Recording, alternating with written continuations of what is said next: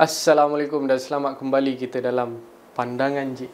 Kita bersama dengan Datuk Seri Dr. Jahabuddin Mohamed Yunus. Terima kasih Datuk Seri kerana bersama dengan kita. Hari ini kita akan membincangkan satu topik yang sangat penting Datuk Seri.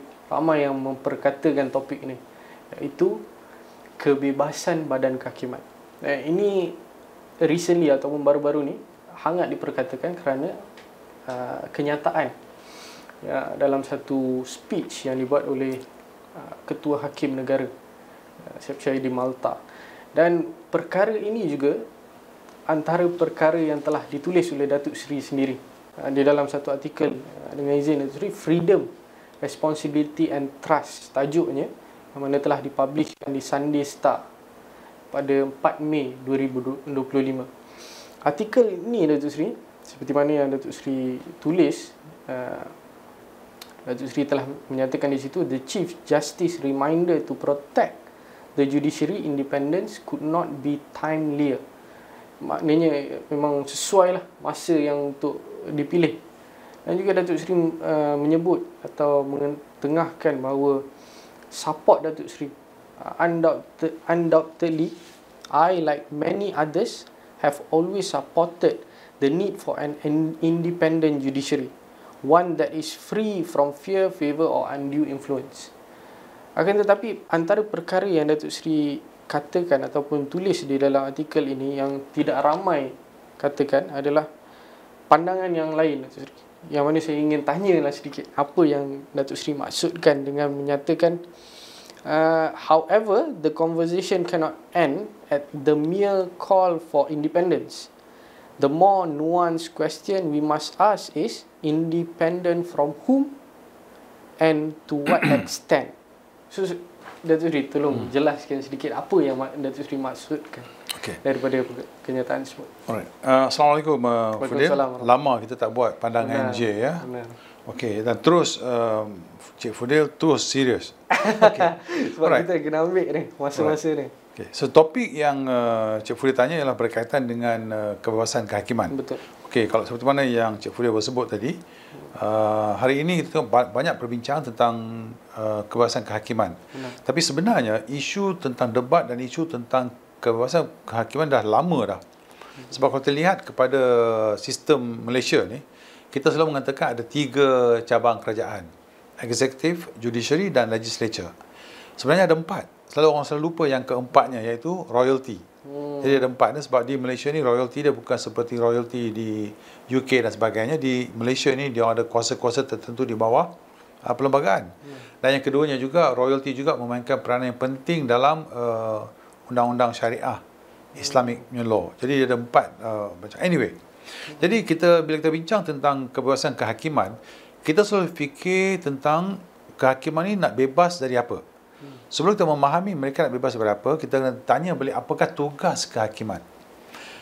Seperti mana yang kita tahu, Fudil, kehakiman dia merupakan satu cabang kerajaan atau satu badan, satu bidang di mana mereka lah yang akan menghakimi atau menjalankan keadilan.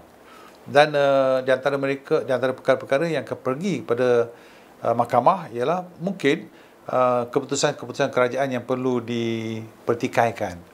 Sebab contoh melalui semakan kehakiman dan sebagainya. Jadi mau tidak mau kita akan ada kes-kes tertentu yang melibatkan pertembungan di antara eksekutif dan judiciary, di antara kehakiman dan juga eksekutif.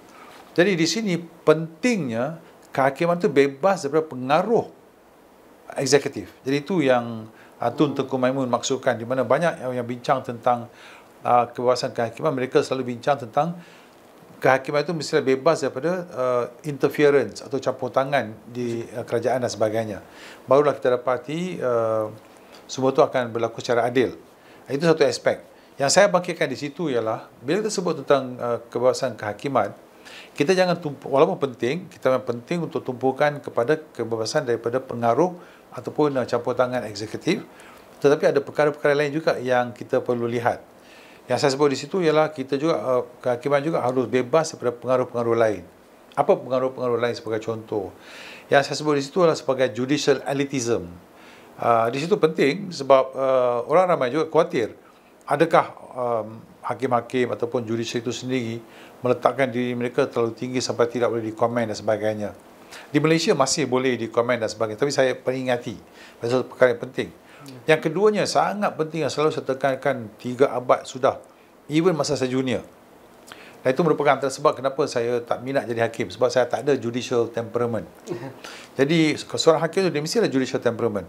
Sebagai contoh judicial temperament, dia mesti seorang yang sabar mendengar hujah-hujah, dia seorang yang sabar mendengar dan meneliti fakta-fakta dan keterangan dan sebagainya, dan dia juga mesti seorang yang berhemah dalam kata-kata. He must be polite. Because dalam mahkamah tu dia pun tahu kadang kita jadi hangat kan antara peguam-peguam dan sebagainya. And yang keempatnya, seboleh-bolehnya hakim tidaklah boleh masuk campur dalam arena persaingan atau arena perdebatan di antara peguam-peguam. Should not enter the area of conflict such that the dust will affect the eye of the justice. So itu antara perkara-perkara yang kita bincang dari segi kebebasan kehakiman. Dia interesting Datuk Seri. Macam mana Datuk Seri touch on cara kehakiman itu ataupun moving forward ke hadapan, macam mana kehakiman seharusnya digerakkan. Apakah langkah-langkah Datuk Seri rasa jika sekiranya kita boleh tambah baikkan daripada segi kehakiman itu sendiri, dan apa cara kita nak implementkan dalam masa yang terdekat? Okey, antara perkara yang sebab itu Tunku Maimun cuba sarankan, Tengku Tun Maimun cuba sarankan, kita punya Ketua Hakim Negara ialah beliau mahukan pelantikan hakim itu lebih telus dan juga supaya Perdana Menteri tidak campur tangan dalam itu. Itu satu isu yang masih diperdebatkan. Adakah bermakna kalau seorang Perdana Menteri itu tidak melantik, maknanya mereka akan lebih bebas? Sebab pada ketika ini nama-nama hakim dicarangkan boleh dicarangkan kepada Yang di-Pertuan Agong melalui Ketua Eksekutif iaitu Perdana Menteri. Adakah perlakuan sedemikian itu merupakan satu campur tangan oleh Perdana Menteri kepada pelantikan hakim-hakim? Jadi ada pihak-pihak yang meminta supaya itu tidak berlaku. Maknanya Perdana Menteri langsung tidak ada peranan dalam melantik hakim-hakim. Jadi itu bermakna pelantikan hakim itu akan dijalankan oleh Judicial Appointment Committee, satu jawatankuasa untuk melantik hakim-hakim. Dan dalam konteks itu pula timbul soalan siapakah yang akan menjadi ahli-ahli dalam Judicial Appointment Committee ini. Jawatankuasa pelantikan.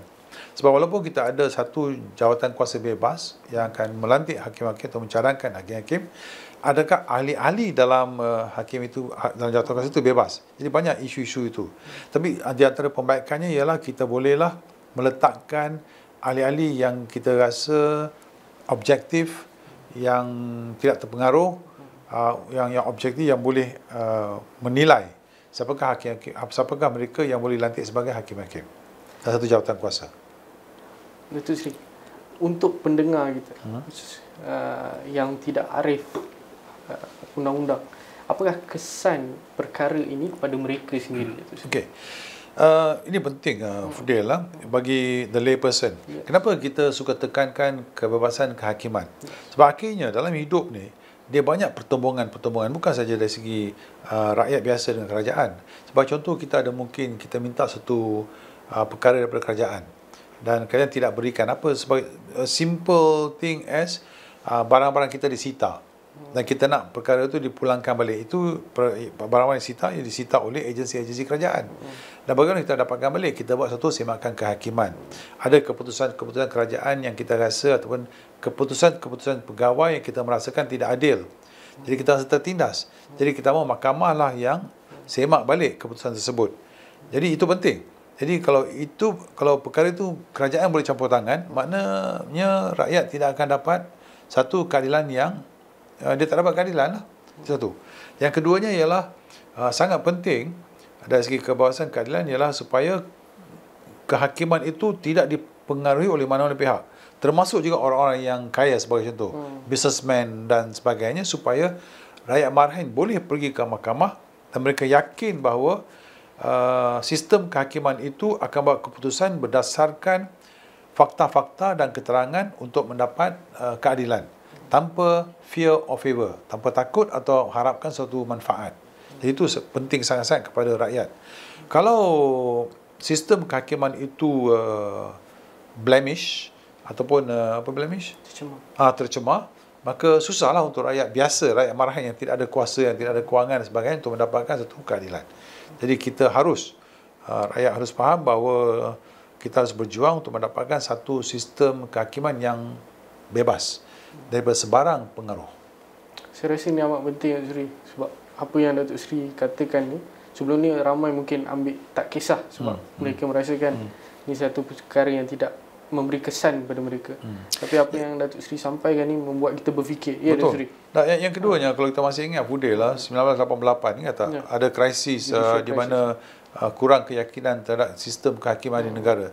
Cuba bayangkan, bila perkara sedemikian berlaku, kesannya bukan saja kepada tempatan, itu bermakna rakyat di luar pun, negara-negara lain pun, pelabur-pelabur lain pun tidak akan yakin dengan sistem keadilan kita. Di efek ekonomi sekali. Akan efek ekonomi.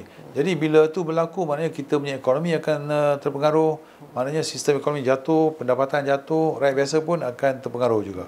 Jadi kesannya cukup besar lah. Betul. Ini penting Datuk Seri. Kita tak tahu sebelum ni kan.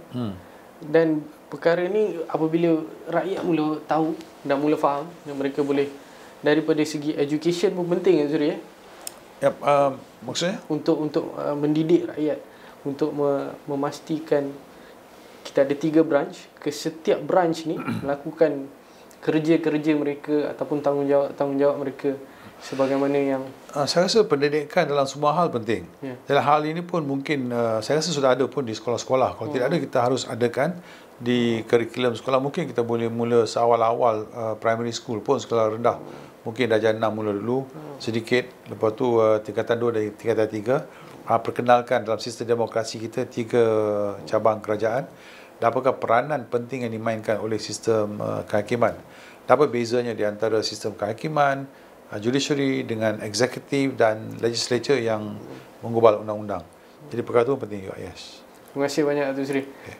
Saya percaya apa yang Datuk Seri sampaikan ni, dia akan membuat satu rakyat berfikir dan juga dia akan ciptakan atau menghasilkan satu masyarakat yang lebih berihsan. Datuk Seri, saya percaya untuk semua. Terima kasih kerana menonton Pandangan J. Jangan lupa untuk like, share dan subscribe.